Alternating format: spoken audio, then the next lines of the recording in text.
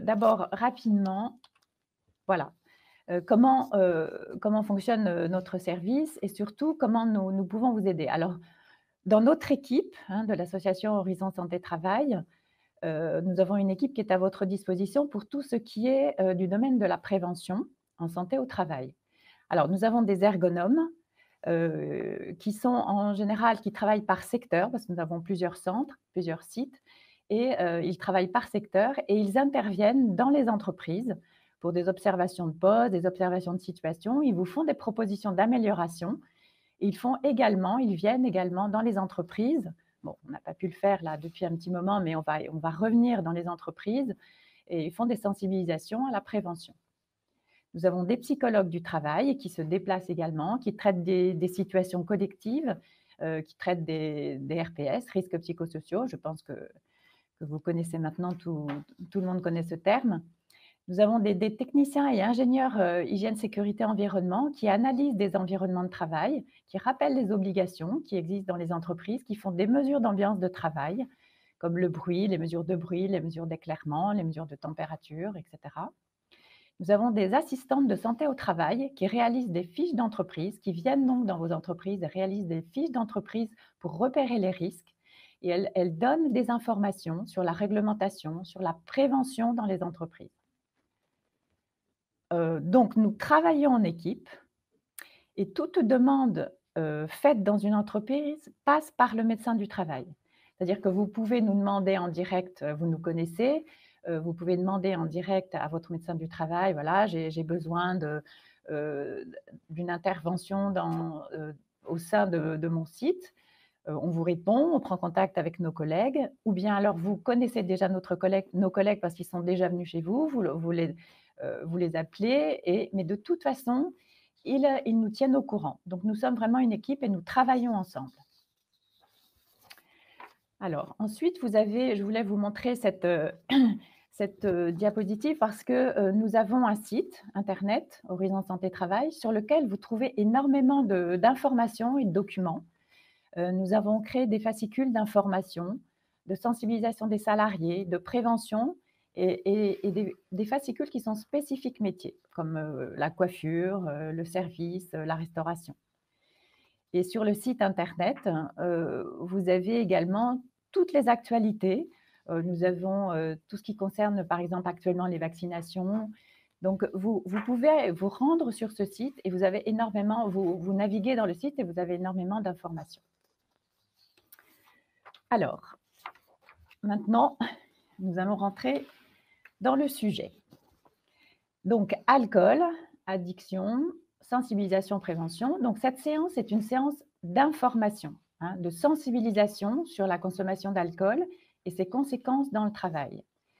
Mais nous n'allons pas parler du tout hein, des effets de l'alcool d'un point de vue physique. Hein. Nous n'allons pas parler de la cirrhose du foie, etc., des fonctions hépatiques perturbées. Nous restons sur les conséquences dans le travail. Donc, comme je vous le disais, il est mieux de commencer par quelques définitions. Donc, on parle d'addiction, on parle de pratiques addictives. Donc, les addictions vont toucher des produits, mais peuvent toucher aussi des conduites ou des comportements. Donc, dans les pratiques addictives qui concernent les substances psychoactives, que nous retrouvons des produits que vous connaissez, hein, comme il est noté ici, l'alcool, le cannabis, le tabac, certains médicaments, la cocaïne, etc. Mais qu'est-ce que l'on entend par substances psychoactives? Alors, ce sont des substances qui modifient l'activité mentale, les sensations, le comportement. Euh, Elles altèrent les processus mentaux, comme les fonctions cognitives ou l'affect. Et les effets varient selon le produit, l'usage que l'on en fait. Les raisons de consommer, en fait, diffèrent hein, selon chaque personne. Et ces raisons sont liées à leur propre histoire, à l'état de santé, à l'environnement familial et social. Donc ça, c'est la consommation de substances psychoactives. Mais nous avons des pratiques addictives qui ont trait aux conduites ou au comportement. Et on a des addictions au jeu, Internet, à l'alimentation, au téléphone et au travail. Hein. Il ne faut pas oublier qu'il y a des addictions au travail. Donc, les pratiques addictives vont en fait, comme vous pouvez le voir, ont différents stades. Et elles vont de l'usage simple, occasionnel ou régulier, qui est caractérisé par la consommation de substances psychoactives qui n'entraînent pas de complications somatiques ni de dommages. Elles ne sont pas pathologiques, mais c'est un usage néanmoins qui n'est pas exempt de complications à moyen terme ou à long terme et qui est donc à considérer comme à risque. Ensuite, on a l'usage abusif ou nocif, qui est un usage répété, en excès, et qui engendre des problèmes sur lesquels on va revenir, hein, mais qui sont des dommages somatiques, psycho-affectifs, sociaux, judiciaires. Ce sont des dommages qui sont soit pour soi-même, sur le sujet lui-même, soit pour l'environnement. Donc, des soucis par rapport à vos proches, par rapport à la société, par rapport aux autres. Et puis, on arrive au dernier stade, qui est le stade de la dépendance ou addiction, et qui est là vraiment le besoin puissant, incontrôlable, de continuer la pratique malgré les risques et les problèmes conséquents. Alors, c'est le désir persistant. On a des efforts, les personnes font des efforts, on a l'impression de faire des efforts, mais les efforts restent infructueux pour réduire la consommation ou pour s'abstenir. Il y a une perte de contrôle. Des personnes passent énormément de temps à chercher leurs produits et il y a avec abandon des autres activités. Donc ça, on est passé dans l'addiction. Et la dépendance peut être brutale ou progressive selon les produits et elle est installée lorsqu'on ne peut plus se passer de consommer sous peine de souffrance physique ou psychique. Alors, on a remis ce schéma-là pour que synthétiser un petit peu en fait, hein, vous voyez, donc qu'est-ce que l'addiction? Donc du plaisir à la dépendance. L'addiction est synonyme de dépendance, donc désir puissant et permanent, hein. On ne peut plus s'arrêter de consommer malgré toutes les complications qui existent. La personne le sait, mais elle ne peut pas s'en empêcher. Et les addictions font partie des pathologies du cerveau qui ont des conséquences délétères. Mais alors, pourquoi consomme-t-on? Eh bien, parce que on consomme parce que ça peut procurer du plaisir, hein, une cigarette, un verre de vin, pourquoi pas, c'est se procurer du plaisir. Mais on va utiliser aussi l'alcool, par exemple, pour soulager un mal-être. On va aussi utiliser des produits parce qu'on va être plus performant, hein, la sensation que voilà, on est en train d'effectuer un travail, on a l'impression qu'une cigarette va nous rendre plus performants, hein. Ou bien alors c'est pour combler un manque. Donc toutes ces formes de consommation existent. Quels sont alors les effets de l'alcool? Alors l'alcool, c'est quoi? L'alcool, c'est le nom populaire, voilà, du principe actif psychotrope des boissons alcoolisées, c'est l'éthanol. C'est-à-dire c'est l'alcool pur. Il provient de la fermentation des fruits, de grains ou de tubercules. Bon, le vin, la bière, les eaux-de-vie, bon, voilà, ce sont des exemples de boissons alcoolisées. Et lorsque vous voyez sur les bouteilles l'indication du degré ou du pourcentage, ça correspond en fait à la quantité d'alcool pur contenu dans 100 millilitres. Et si une boisson fait par exemple 35 degrés, eh bien, ça signifie que dans les 100 millilitres de cette boisson, vous avez 35 millilitres d'alcool pur. Alors, un verre standard de bière ou de vin ou de whisky, lorsque vous allez dans les bars, contient approximativement la même quantité d'alcool pur. C'est environ 10 grammes. C'est l'unité d'alcool. Et vous allez voir plus loin, c'est l'unité d'alcool que nous, on utilise, hein. Vous allez le revoir avec ma collègue, le docteur Leguet. Donc, il faut se souvenir qu'en général, lorsque l'on est chez soi, la quantité d'alcool que l'on se sert est plus importante que les verres standards servis dans les bars. Donc, on boit un petit peu plus d'alcool pur lorsque l'on est chez soi. Alors, que se passe-t-il lorsque l'on boit? D'abord, l'alcool passe dans le tube digestif et du tube digestif dans le sang. Il est transporté dans tout l'organisme et notamment au niveau du cerveau. Alors, du coup, on va ressentir des effets. Les premiers effets sont une sensation de détente.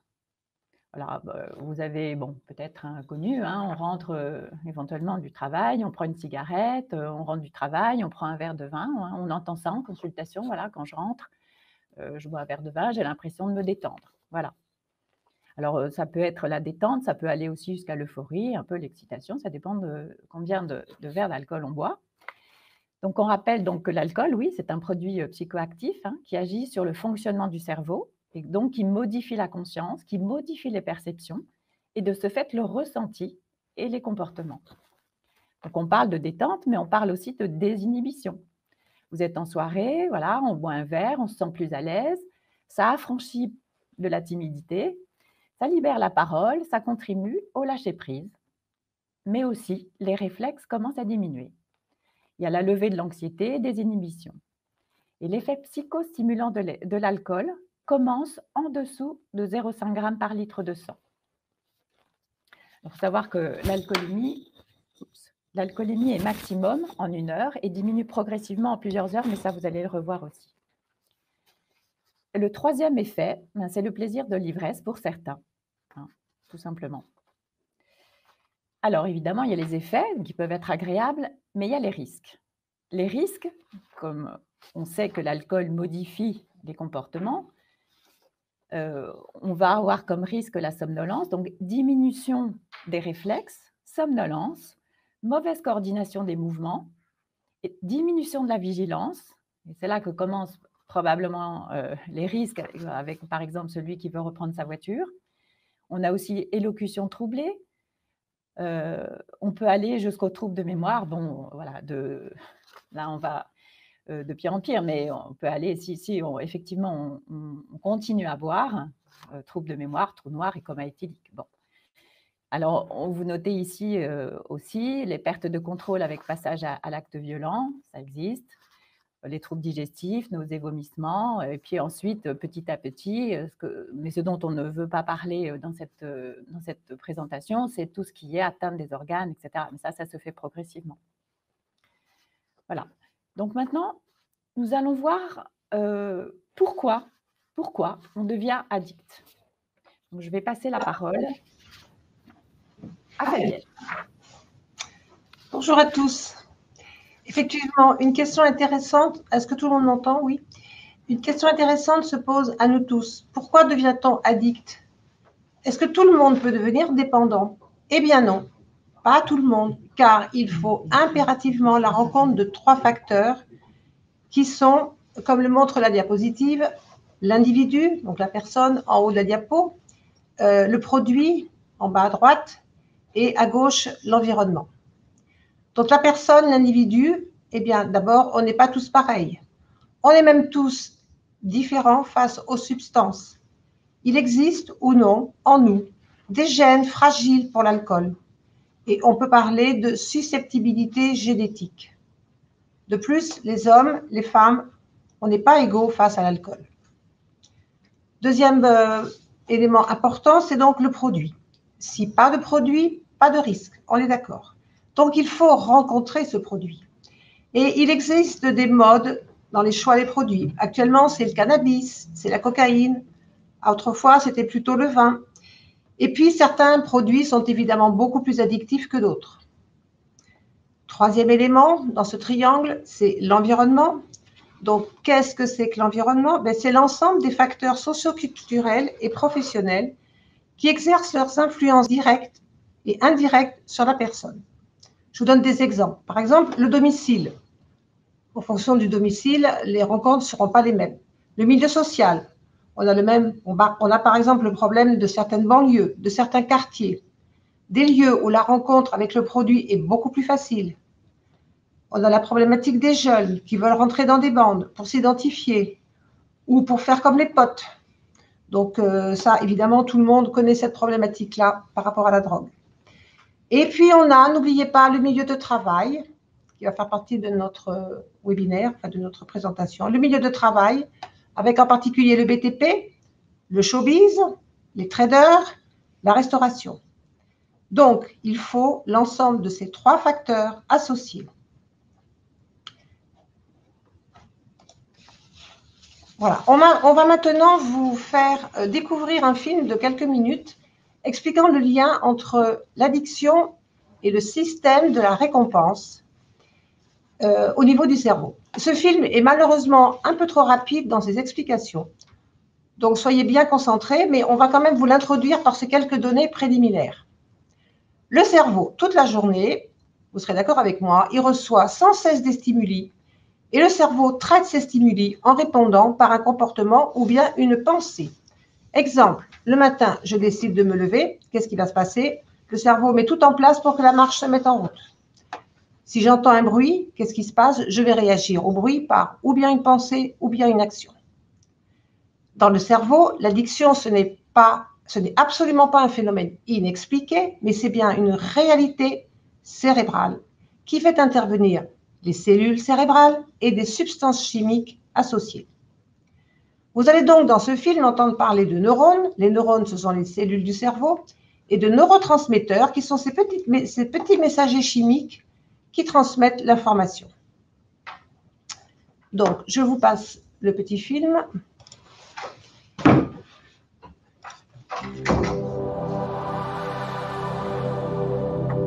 J'ai oublié un truc, faut que j'arrête. Notre cerveau doit assurer de multiples tâches. Une analyse de stimuli de l'environnement, l'activité motrice ou sensorielle, la mémoire, l'apprentissage, la prise de décision, l'humeur, le plaisir, etc. Son fonctionnement repose sur un réseau de 100 milliards de neurones connectés les uns aux autres. Pour se parler, les neurones utilisent des messages électriques ou des messagers chimiques, les neurotransmetteurs qui se fixent sur des récepteurs. Dans le cerveau, il existe un système qui favorise les actions nécessaires à notre survie comme boire, manger, se reproduire. La réalisation de ces actions apporte des sensations plaisantes, d'où son nom, système de récompense. Ce circuit en boucle part du cortex, va dans le noyau accumbens, puis dans l'aire tegmentale ventrale et revient au cortex via le thalamus. Pour aller du noyau accumbens à l'aire tegmentale ventrale, il y a deux voies possibles. La première passe par des neurones portant les récepteurs à la dopamine de type D1, qui favorise la réalisation des actions. La seconde voie, qui au contraire freine les actions, porte les récepteurs D2 à la dopamine. La récompense est l'aboutissement de plusieurs phases. Au départ, il y a un stimulus, par exemple la photo d'un gâteau dans un magazine. Le stimulus est analysé, la mémoire est interrogée pour savoir s'il y a la désinformation. Y a-t-il des gâteaux dans le frigo? Si on accorde peu de valeur au stimulus, par exemple « Ok, je sais mais je n'ai pas faim », la voie D2 est activée et aucune action n'est entreprise. Si par contre la valeur du stimulus est élevée, cela me donne super faim. La voie D1 est activée et l'action commence. On se met en marche vers la cuisine. Plus on approche le frigo, plus l'excitation monte. Miam miam, je vais manger. Le système de récompense enclenche la libération de dopamine qui atteint son maximum quand on ouvre la porte du frigo et qu'on voit le gâteau. La dernière étape est la récompense proprement dit, je mange le gâteau. Ce scénario est mémorisé avec une connotation positive. Si on pense au frigo ou au gâteau, cela donnera envie de manger. C'est l'effet renforçant. Il est dû à la dopamine qui prédit les récompenses et renforce les actions conduisant à leur obtention. La prise de drogue comme le cannabis, l'alcool, la nicotine et bien d'autres provoque une libération de dopamine bien plus forte que celle d'une récompense naturelle. L'effet renforçant des drogues est donc très puissant. Si on répète la prise de drogue, le circuit D1 peut devenir hyperactif et pousser encore plus à chercher la drogue. Cette hyperactivité retentit sur la consommation qui devient compulsive, c'est-à-dire qu'on aura le plus grand mal à s'arrêter. C'est la perte de contrôle. Plus on consomme de produits, moins on en tire de récompenses. C'est l'accoutumance qui est un mode de défense du cerveau. Par contre, le désir peut être puissamment ancré dans la tête et l'absence du produit peut entraîner un mal-être appelé le manque, qui sera levé si on consomme. La recherche du produit devient alors envahissant. Au final, le produit peut kidnapper le système de récompense. La recherche et la consommation du produit monopolisera le cerveau qui n'arrivera plus à assurer ses autres tâches. Le cerveau sera prisonnier, c'est l'addiction. Bien sûr, tout le monde ne devient pas addict après avoir consommé une drogue, mais aujourd'hui, on ne peut pas le savoir à l'avance.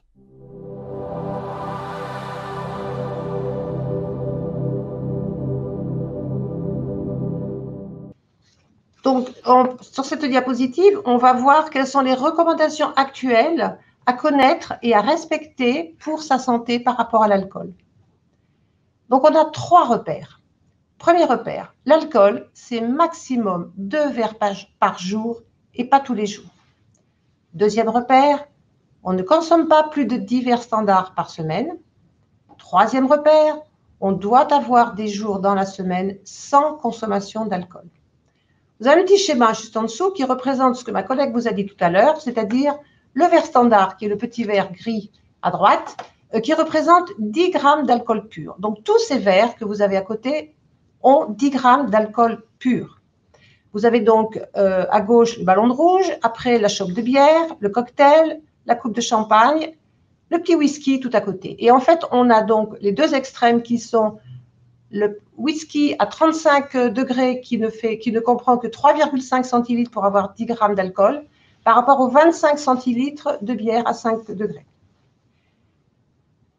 Attention, en soirée, comme m'a dit ma collègue, ou chez les amis, les verres ne sont servis généralement, ce ne sont pas des verres généralement standardisés et ils contiennent beaucoup plus souvent d'alcool que dans les bars. D'autre part, nous ne sommes pas égaux face à l'alcool avec un métabolisme différent d'une personne à l'autre. Les risques pour la santé d'une consommation d'alcool existent déjà dès le premier verre quotidien, évidemment. Santé publique France et l'Institut national du cancer ont mené donc un travail d'expertise scientifique qui a fixé ces nouveaux repères de consommation que peut-être certains ne connaissent pas, donc pour cette consommation à moindre risque. Je répète, maximum 10 verres par semaine, maximum 2 verres par jour et des jours dans la semaine sans consommation. L'alcool passe dans le sang, tout le monde le sait. Un verre d'alcool fait monter le taux d'alcoolémie de 0,20 à 0,25 en moyenne. 6 verres standards, si vous buvez 6 verres standards, vous arrivez à un taux d'alcoolémie de 1,5 g par litre. En sachant que le verre standard va être éliminé de l'organisme en 1h30. Donc, vous voyez que si vous prenez au cours d'une soirée, 6 verres standards, le temps que vous éliminiez votre alcool, il reste encore de l'alcool le lendemain pour aller travailler. La personne n'est pas à jeun. La quantité d'alcool absorbée, c'est une notion aussi importante à savoir, elle reste la même si on dilue l'alcool dans de l'eau, ou bien si on mange en même temps, ou bien si on prend du café. Tout est bon pour penser qu'en fait la quantité d'alcool va diminuer. Eh bien non. Rien ne permet d'éliminer l'alcool plus rapidement. La seule chose qui peut se passer, c'est que si vous prenez un verre d'alcool à l'apéritif et que vous mangez des cacahuètes en même temps, par exemple, là, vous allez avoir un pic d'alcool qui va être inférieur au fait que si vous buvez de l'alcool sans rien manger, votre pic va monter très vite. Mais la quantité d'alcool au total sera exactement la même. Si vous avez des questions, n'oubliez pas de poser vos questions sur le chat. Par rapport à ces 3 repères, les études faites par les experts de ces 2 organismes, Santé publique et l'Institut national du cancer, donnent comme chiffre qu'une personne sur 4 dépasse le repère de consommation sur au moins une de ces dimensions, donc sur au moins un de ces repères. Une personne sur 5 déclare avoir bu plus de 2 verres d'alcool en une journée au moins une fois au cours de la semaine précédente, ce qui est quand même énorme. Et une personne sur 10 déclare avoir bu plus de 10 verres d'alcool au cours des 7 derniers jours. Autre notion importante, encore un chiffre 3 notions importantes. L'alcool, ça vous devez vous en douter, c'est la substance psychoactive la plus consommée en France. Qui n'a pas bu un jour un petit verre d'alcool? Donc, c'est quelque chose de très, très répandu. Il y a 2 exemples d'entrée dans la dépendance qu'on aimerait vous faire analyser et comprendre. Comment les gens vont rentrer dans la dépendance? On vous donne 2 petits exemples. Bon, un jeune étudiant de 20 ans que j'appelle Kevin, pourquoi pas, il pourrait s'appeler Christophe comme vous voulez, ça n'a pas d'importance. Ce jeune étudiant ne boit pas, il est sérieux dans la semaine, pas de problème. Par contre, le week-end, il va boire ponctuellement avec ses copains, avec une perte de contrôle de la consommation et un état d'ivresse. Ça veut dire que ce jeune, quand il boit, il ne peut pas s'arrêter de boire. Il boit et il devient ivre. Il est dans la dépendance, alors qu'il ne boit rien pendant la semaine. On est bien d'accord. Deuxième mode d'entrée dans l'alcoolodépendance, et qui est aussi certainement connu par tout le monde, ça aurait pu être le facteur, mais là je vous ai pris Catherine, une quinquagénaire, qui consomme tous les soirs 1 ou 2 verres de vin. Où est le problème? Le problème, c'est qu'elle ne peut plus s'en passer. C'est-à-dire que si elle fait son test d'arrêter pendant quelques jours, au bout de quelques jours, elle va avoir un syndrome de manque, des tremblements des membres supérieurs, elle ne va pas être bien et elle va avoir besoin des troubles psychologiques, elle va avoir besoin de reprendre son alcool pour se sentir nettement mieux. Donc, elle est en manque, donc elle est dépendante. Voilà. Donc, dans ce deuxième cas, on n'a aucun épisode d'ivresse, mais peu à peu, la dépendance s'installe. Il faut savoir par rapport à ce petit jeune Kevin que 49% des jeunes de 17 ans déclarent une alcoolisation ponctuelle importante. J'ai bien dit 49%. D'autre part, vous avez pu entendre déjà parler du binge drinking, qui est cette consommation qu'on appelle aussi l'API, l'alcoolisation ponctuelle importante, où le jeune va boire 5 verres standards, ou bien si c'est une femme, ça sera 4 verres standards, en moins de 2 heures. C'est une consommation quand même énorme, très rapide, pour se retrouver du coup dans cet état d'ivresse. Je passe la parole donc à ma collègue qui va rentrer dans le vif du sujet alcool-travail.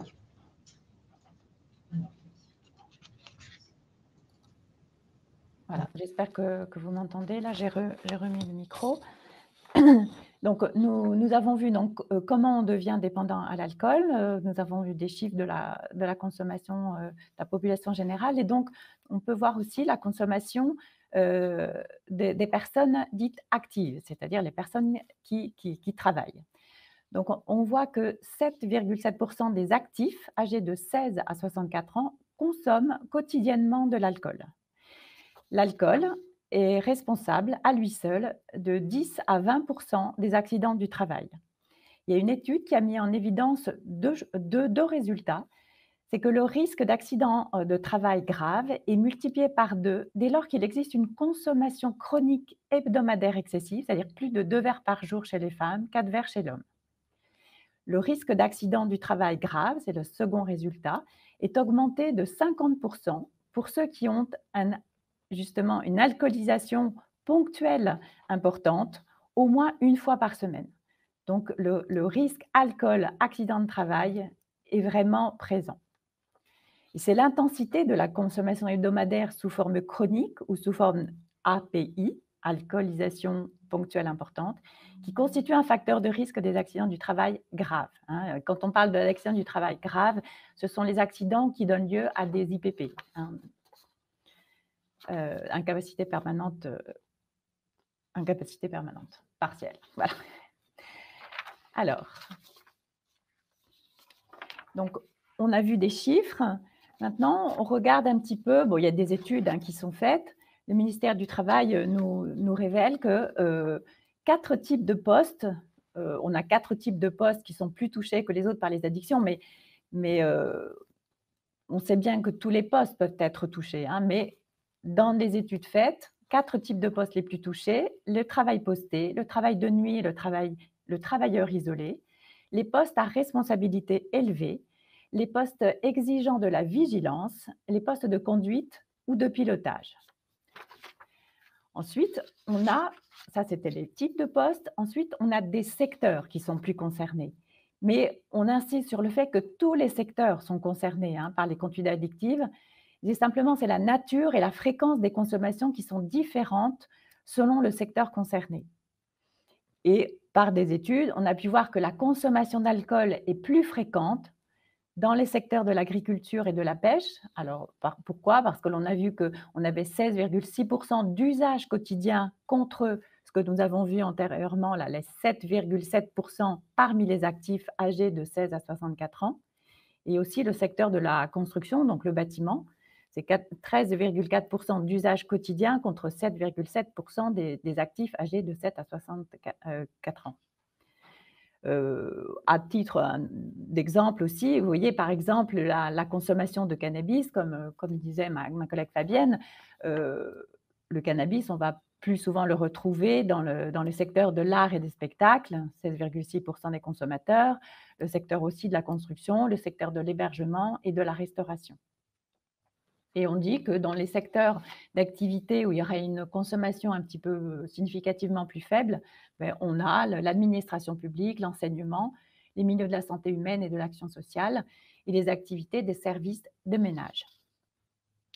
Un dernier slide avec des chiffres. Alors la MILDECA, c'est la mission interministérielle de lutte contre les drogues et les conduites addictives. Donc, c'est une publication toute récente et on voit que, alors, il existe une variété de modalités de consommation d'alcool en milieu de travail, comme dans l'ensemble de la population. Mais on voit que dans la population active, occupée, 19,8% d'hommes et 8% de femmes ont un usage dangereux de l'alcool. La notion d'alcoolisation ponctuelle importante ou binge drinking, c'est 27,5% pour les hommes, 11,5% pour les femmes. Et ces personnes-là connaissent des épisodes d'API au moins une fois par mois. Les hommes de 18 à 35 ans sont particulièrement exposés, en proportion de leur effectif, en consommation dangereuse et au risque de dépendance. Bon, bien sûr, les autres classes aussi, hein, les autres classes d'âge ne sont pas épargnées, hein, bien sûr. Mais ce qu'on peut remarquer aussi, c'est que les femmes cadres sont plus exposées aux consommations dangereuses d'alcool, plus que les femmes de catégorie, par exemple, comme on voit là, ouvrières ou employées, hein, ou les professions intermédiaires. Et par contre, pour les hommes, c'est au contraire les catégories ouvriers employés qui sont plus concernés par une consommation dangereuse d'alcool. Alors, pourquoi boit-on au travail? On a pu mettre en évidence différents types de consommation au travail. On a ce que l'on appelle l'importation. L'importation, en réalité, c'est la personne qui a une consommation dans la vie privée, mais qui va déborder dans le travail, c'est-à-dire qu'elle va apporter de l'alcool au travail ou elle va boire pendant le temps du travail. C'est la consommation importée. Le deuxième type, c'est l'acquisition, c'est-à-dire vous avez plutôt une personne qui n'a pas l'habitude de boire et puis qui va se mettre à consommer. Et cette consommation résulte de la sollicitation, de la facilitation, je vais y arriver, du milieu professionnel. Donc, c'est l'alcool au moment des pauses d'équipe, les pots, les after-work, les habitudes conviviales, l'alcool offert. Et puis, il y a des cultures d'entreprise aussi qui font que la personne va se mettre à consommer alors qu'elle ne consommait pas. Et puis, on a le troisième mode qui est l'adaptation, qui est en fait l'idée de dopage. C'est pour tenir au quotidien, c'est pour faire face au stress, à la charge importante de travail, au rythme de travail et aussi au surinvestissement. Les personnes qui travaillent beaucoup et qui se surinvestissent dans leur travail ou quand il y a un excès de responsabilité, un manque de soutien. Et ces personnes-là, pour avoir la sensation d'être aidées, eh bien, elles vont se mettre à consommer. Il y a un autre cas qu'on n'a pas mis ici, mais aussi, on sait qu'aussi les personnes qui ont une forte charge physique de travail peuvent avoir une consommation d'alcool un petit peu supérieure. Alors, on avait mis ce petit schéma quand même rassurant, c'est que quand même la plupart des personnes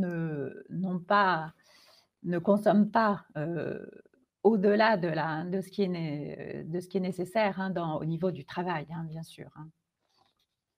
Alors, quelles sont les conséquences directes sur l'entreprise lorsqu'il y a consommation importante d'alcool ou consommation d'alcool même en privé, ça va y avoir un retentissement sur l'absentéisme, c'est-à-dire, c'est pas toujours dans le cas, mais ce sont les absences du lundi matin après une forte alcoolisation au cours du week-end. Ce sont les baisses de performance. Nous avons vu les effets de l'alcool, la baisse de vigilance, la baisse de concentration et donc la baisse de performance. Ce sont les arrêts de travail, les arrêts en maladie qui surviennent lorsque les effets sur la santé augmentent. Ça peut être aussi les risques de chute après alcoolisation qui entraînent des arrêts maladie. Et puis, vous avez les mauvaises ambiances de travail. Pourquoi? Parce qu'une personne boit, elle est moins performante. Donc, le travail est reporté sur les collègues. Et souvent, les collègues font la suppléance pendant un temps, mais au bout d'un certain seuil, ils décident que rien ne va plus. Et alors, la mauvaise ambiance de travail s'installe. Je vais donc, dans une entreprise, essayer de vous donner des petites astuces pour essayer de dépister des signes d'alerte qui permettent de se poser la question d'un éventuel problème lié à l'alcool. On a 3 petits smileys qui représentent donc des salariés. Premier smiley, vous avez donc un salarié qui a l'air d'être confortablement installé avec sa tête posée sur sa main. Qu'est-ce qui se passe? Il dort, il n'est pas là. Il est un peu absent, il ne travaille pas ou il travaille mal, il y a une baisse de la qualité de son travail, il est donc souvent absent, il arrive en retard et donc il n'est pas performant. Ça, tout le monde connaît cette situation. Deuxième situation, vous avez un smiley avec une personne qui est, on pourra dire, désinhibée, c'est-à-dire qu'elle a un comportement inadapté, qui est inhabituel. Un jour, il arrive dans cet état-là, inhabituel, avec une apparence extérieure qui peut choquer, qui est un peu excentrique, ou qui est négligé. Il peut être sale, il a des paroles inadaptées. Voilà, parfois il y a aussi des bavards. Enfin, donc, il est quand même un peu désinhibé. Troisième situation, vous voyez un petit smiley avec un petit bonhomme, un salarié qui a le front tout rouge. Alors lui, il se présente en étant agressif, en colère, menaçant, avec des changements d'humeur. Il peut même s'isoler et il a les poings carrément en avant. Donc, il faut savoir aussi qu'en cas de problème, ces personnes-là vont dire, s'il y a un problème, c'est pas moi, c'est les autres. Il y a un déni du travail mal fait, il y a une perte de repère totale. Et en plus, vous avez un quatrième point, ce sont les indicateurs sociaux, qui sont aussi des signes d'alerte, avec des problèmes conjugaux, financiers, judiciaires, professionnels. Et puis, quand la personne aussi a son permis de conduire ou une baisse énorme de points, en particulier pour les commerciaux, on peut se poser la question de qu'est-ce qui se passe. Et quand il se passe un problème, qu'est-ce qui se passe? Eh bien, l'entreprise, l'employeur, a donc le service de santé au travail pour l'aider, pour l'accompagner. Le service de santé au travail a un rôle de conseil par rapport à toutes les problématiques de l'entreprise. Donc, notre service peut vous aider pour une mise en place d'une prévention collective. On a nos ergonomes, nos infirmières, nos psychologues du travail, etc.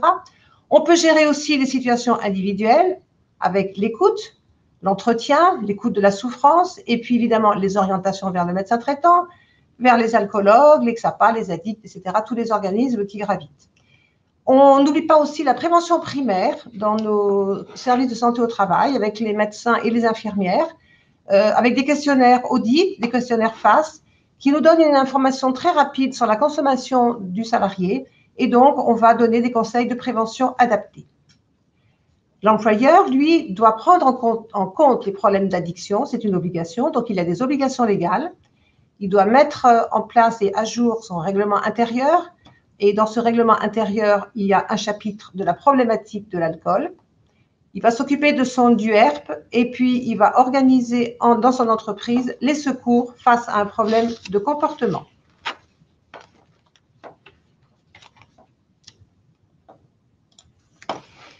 Voilà, donc que dit la loi? Eh bien, on retrouve en fait la question de l'alcool dans plusieurs codes législatifs, évidemment le code du travail, le code de la route bien sûr, le code de la santé publique, le code civil et le code pénal pour l'employeur. Donc, il y a des rôles pour chacun, des rôles pour l'employeur et des rôles pour le salarié aussi. Donc, l'employeur, qu'est-ce qu'il a comme obligation? Il a une obligation de sécurité et de résultat.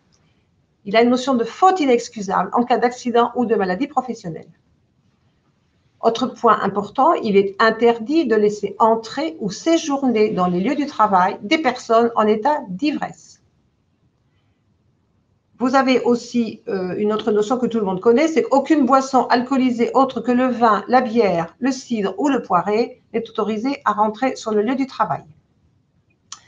Il y a donc intégration de tous les risques dans l'évaluation des risques, y compris donc les addictions, et l'employeur donc doit évaluer ces risques alcool et pouvoir mettre en œuvre ou non des mesures de prévention allant jusqu'à l'interdiction de l'alcool. La responsabilité pénale de l'employeur peut être engagée en cas de mise en danger d'autrui. Il est par ailleurs responsable des dommages que ses salariés peuvent causer à un tiers.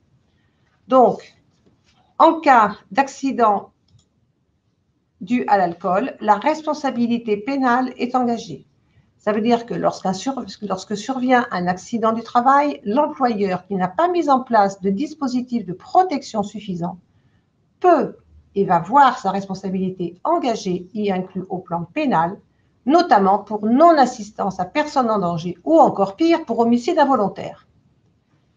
Donc, on ne peut pas se retrancher derrière l'imprudence ou l'état d'imprégnation alcoolique du salarié. La faute du salarié ne fait pas disparaître la faute personnelle de l'employeur. On a donc une cour de cassation en 2003, suivie d'une jurisprudence en 2009. Donc, pour le salarié, c'est ce que je vous disais tout à l'heure, le salarié, il a des devoirs, il a des responsabilités. Donc, le salarié, il est responsable des manquements au travail ou de ses actes et des conséquences sur les tiers. D'autre part, pour le salarié qui n'est pas alcoolique, mais celui qui est à côté, il a un droit d'alerte. C'est-à-dire qu'il faut qu'il apprécie de façon stricte, avec des faits, la santé et la sécurité au travail, sans aucun jugement de valeur quelconque. Le salarié qui constate un collègue en état d'ivresse, et qui n'agit pas, qui ne prévient pas. C'est de la non-assistance à personne en danger. Je passe la parole à ma collègue Véronique qui va vous expliquer donc dans les textes législatifs le règlement intérieur. Donc, parmi les documents d'entreprise, il y a le règlement intérieur et le document unique d'évaluation des risques. Donc, la réglementation définit les droits et les devoirs des acteurs de l'entreprise et elle définit les moyens de contrôle dont dispose l'employeur. Donc, le règlement intérieur fait partie de ces documents. C'est un document qui est rédigé par l'employeur et qui précise un certain nombre d'obligations. Mais ce règlement intérieur ne va aborder que les points qui sont relatifs à l'hygiène, à la sécurité et à la discipline. C'est un article du Code du travail. Il est obligatoire à partir de 50 salariés. L'employeur peut y intégrer des mesures de contrôle, de prévention et d'interdiction. Donc, il peut contenir des mesures d'interdiction totale ou partielle de l'alcool sur le lieu de travail si les risques rencontrés sur les postes de travail le justifient, comme c'est ce qui était noté par ma collègue Fabienne. Il y a des articles du Code du travail et un arrêté du Conseil d'État. Donc, par exemple, l'employeur peut mettre en place des tests de dépistage obligatoires avant de démarrer la voiture, par exemple, ou bien peut décider de contrôle inopiné. Mais tout ça doit être noté dans le règlement intérieur et ce n'est que pour des postes de sécurité. Ce sont des postes particuliers, mais tout doit être noté dans le règlement intérieur. Donc, il faut y faire figurer justement les postes de sécurité et de sûreté pour lesquels un dépistage de la consommation d'alcool peut être pratiqué. L'employeur peut également y faire figurer dans ce règlement intérieur les mesures d'encadrement des pots d'entreprise. Et ça, c'est intéressant à faire aussi. Alors, ce document doit être validé par le CSSCT et il doit être envoyé à l'inspection du travail, bien sûr. Ça, c'était donc le règlement intérieur. Et le deuxième document qui est important, c'est le document unique d'évaluation des risques. Alors, vous connaissez ce document unique d'évaluation des risques, qui est une obligation réglementaire, toujours un article du Code du travail, R41-21-1. Il consiste en une analyse des risques professionnels. Donc, on définit des unités de travail. Dans chaque unité de travail, on définit les risques professionnels. Et en face de ces risques, on va mettre des moyens de prévention. Pour éviter, le but étant d'éviter les accidents de travail, les maladies professionnelles, etc. Et le but, c'est évidemment d'améliorer les conditions de travail. On parle d'accidents de travail, de maladies professionnelles, mais c'est évidemment au départ pour améliorer les conditions de travail. Alors, l'évaluation des risques professionnels est le document unique. Donc, il est recommandé d'inscrire dans le DUER, document unique d'évaluation des risques, les risques qui sont liés aux substances psychoactives, parce qu'on vient de vous montrer combien il y avait de risques dans le travail, et les actions de prévention qui sont à mettre en place en face, et ce en particulier dans les secteurs où des facteurs de risque liés au travail favorisent les pratiques addictives. Alors, on a vu qu'il y avait des facteurs qui favorisaient la consommation, quand il y a beaucoup de stress au travail, beaucoup de charges mentales, les activités répétitives, et les exigences liées aux postes de sécurité. On avait vu les postes de contrôle, de pilotage, etc. Donc ça, c'était le DUR. Alors, on va maintenant venir sur des situations concrètes. Alors, je ne sais pas si vous avez... Oui, on ne voit pas très, très bien.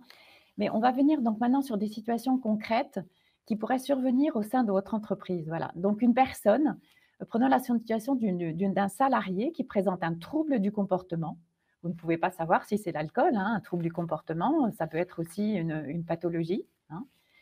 Donc, pour pouvoir qualifier un trouble du comportement, on vous a proposé dans cette fiche, et on pourra peut-être vous la transmettre, on vous a proposé dans cette fiche, en fait, dans cette fiche de constat, qu'on appelle la fiche de constat, des mots qui permettent de définir l'attitude du salarié. Alors, dans ces mots, on a la difficulté d'élocution, on a les propos incohérents, on a la désorientation, l'agressivité, l'haleine alcoolisée, des gestes imprécis, des troubles de l'équilibre, quelqu'un d'agité ou quelqu'un de somnolent. Et sur cette fiche seront ajoutés les éléments comme le jour, l'heure, le lieu où s'est passé le trouble du comportement. Est-ce qu'il y a des témoins ou pas? Et ce que vous avez fait, c'est-à-dire est-ce que vous avez appelé le SAMU, nécessité d'appeler le SAMU, est-ce que vous avez appelé le médecin du travail? Et tout ce qui concerne le moment de constat du trouble du comportement. Et ces éléments-là permettront aussi au médecin du travail d'avoir les informations. Donc, Fabienne, maintenant, tu vas faire Oui, l'attitude, voilà. voilà, la conduite à tenir. Je vais vous expliquer donc la conduite à tenir devant les troubles du comportement en milieu professionnel. On va éviter de parler d'état d'ivresse parce qu'il peut y avoir des troubles du comportement sans état d'ivresse et l'employeur n'est pas là pour faire un diagnostic. Qu'est-ce qui constate l'employeur? Un trouble du comportement. Donc la personne, le collègue constate une euphorie, une excitation, tout ce que vous voulez, ça ne va pas. On reprend la fiche de constat, on a des mots, on sait ce qui se passe et on prévient la direction et l'encadrement. Première chose à faire, on met le salarié en sécurité. Pas question de laisser son salarié sur une machine dangereuse ou sur un escabeau en train de tituber, c'est pas possible. Il faut donc le retirer de son poste de travail, essayer d'avoir son adhésion, ce qui n'est pas forcément facile, pour qu'il comprenne qu'il faut qu'il se mette un peu au repos. Et on éloigne pour cela les personnes qui ne participent pas à sa prise en charge et qui vont plutôt être un phénomène d'excitation pour le salarié qui n'est déjà pas bien. On ne laisse jamais le salarié seul, ça c'est un principe de base. Et on va se faire aider des sauveteurs secouristes quand on a une entreprise de plus de 20 salariés, ou bien sinon l'employeur. Et sinon, on se débrouille tout seul quand on est une petite entreprise de 2-3 personnes et que l'employeur n'est pas là pour organiser soi-même ses secours. Qu'est-ce qu'on fait? Alors, il peut aussi y avoir une infirmière quand une entreprise de plus de 500 salariés qui va effectivement vous aider et prendre en charge le salarié. Donc, on appelle le SAMU. Il faut appeler le SAMU. Il faut une preuve. Il faut que vous gardiez dans votre dossier la preuve que vous avez appelé quelqu'un qui va vous diriger et qui va vous guider. Donc, vous appelez le SAMU, évidemment, le nom, prénom, l'âge, le lieu exactement, les lieux exacts, mais souvent le SAMU va vous donner des recommandations et des conseils par téléphone. Donc, ou bien le SAMU se déplace, ou bien il n'y a pas de prise en charge par le SAMU, et il y aura peut-être, par exemple, du repos avec surveillance, évidemment, un rapatriement en ambulance, un déplacement aux urgences. Si la personne est rapatriée chez elle après du repos, elle le sera dans des conditions correctes, c'est-à-dire évidemment jamais seule au volant, bien évidemment. Elle sera accompagnée par quelqu'un va venir la chercher de son domicile, par exemple, un parent ou un ami. Et il faut absolument s'assurer que la personne, une fois qu'elle est chez elle, n'est pas seule. Parce que si la personne aggrave son état et fait un coma éthylique, c'est très important et c'est très embêtant pour l'entreprise qui sera responsable. Voilà, donc je vais vous… Alors après, effectivement, ce trouble du comportement, il faut absolument que l'employeur, c'est passé quelque chose d'important dans l'entreprise, qui a été pris en charge au niveau secours, mais il faut que l'employeur voit le salarié lors d'un entretien. C'est quelque chose de très important. Je vous explique un petit peu la trame de l'entretien pour les employeurs qui nous écoutent. Il faut d'abord directement situer d'emblée l'entretien dans un cadre professionnel et éthique. Il va falloir évoquer les faits qui ont été donc observés, la fiche de constat, les faits professionnels observés. Il faut rappeler les règles en la matière et puis vos obligations professionnelles en tant qu'employeur face à ces incidents. Il y a une réglementation, tout est mis au carré avec des faits, des règles. Bien évidemment, vous allez inviter le salarié à s'exprimer. Il faut qu'il ait le temps, qu'il se sente en confiance pour donner son avis sur les faits évoqués. Il sera peut-être complètement avec des avis complètement différents et divergents. C'est pas grave, il faut l'écouter. Face à ça, vous allez rappeler de nouveau vos responsabilités. Et puis, vous allez former vos attentes sur le plan professionnel. Par exemple, arriver à l'heure, faire un travail plus professionnel. Vous allez demander donc des attentes et vous allez proposer votre soutien. Et vous allez évidemment orienter le salarié vers le médecin du travail. Cette orientation est largement conseillée. Elle ne doit pas se faire trop tard quand le salarié est au bout du rouleau. Merci, messieurs les employeurs. Et les employeurs doivent nous faire une demande écrite, argumentée pour le médecin du travail. Donc, ce n'est pas le petit coup de fil passé à l'assistante en disant « on aimerait bien que le médecin voie madame une telle parce qu'il a ceci, cela ». Ça, ce n'est pas possible parce qu'il nous faut des faits concrets sur lesquels on va pouvoir discuter avec le salarié pour engager notre travail de médecin. Et puis, vous allez fixer un nouveau rendez-vous au salarié pour savoir comment il se sent, qu'est-ce qui se passe, comment on peut l'aider, etc. Donc, je vous disais, les petites recommandations supplémentaires, hein, c'est d'éviter de protéger la personne. Il ne faut pas faire à la place du salarié qui est alcoolisé régulièrement. Il faut que ce soit mis en évidence. Il faut éviter d'être dans l'assistanat, c'est-à-dire qu'on ne peut pas remplacer la personne en permanence. Il faut à un moment que les choses soient claires. Mais malgré tout, il ne faut pas être dans l'agressivité ni dans le jugement de valeur. Il faut écouter les personnes. C'est pour ça qu'il faut que l'employeur reçoive son salarié et nous l'adresse ensuite. Et il faut éviter de laisser perdurer la situation. Le rôle de chacun est d'alerter quand une personne est en danger. C'est ce que vous disait ma collègue. Ce n'est pas une délation. L'alerte ne doit pas être perçue comme une délation, mais comme un moyen d'éviter un accident futur ou la détérioration de la santé du salarié et ou des tiers. Donc, il faut parler de la situation et il faut nous adresser la personne. Je voulais répondre à la question, un petit supplément sur la question du télétravail. Je disais que le travail est un risque, effectivement, parce qu'il est lié à l'isolement. Donc, quelqu'un qui est fragile au niveau addiction, effectivement, risque de plonger ou d'aggraver son addiction à cause du télétravail. Donc, la personne qui est isolée au cours de son télétravail doit être protégée.